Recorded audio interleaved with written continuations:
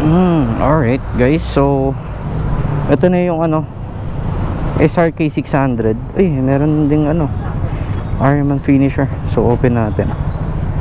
Ang galing ah. Ayos to ah. Tapos isang pindot, no? Uy, nice one. Angas na ito. Oh,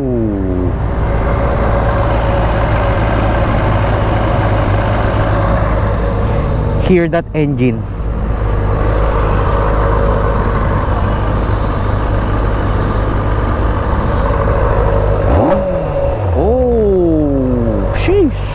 SRK 600.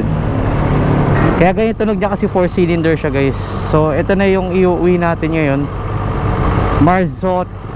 Marzocchi. Telescopic for Italian to. Ganda no? Tara na, let's go na. Uwi na tayo guys.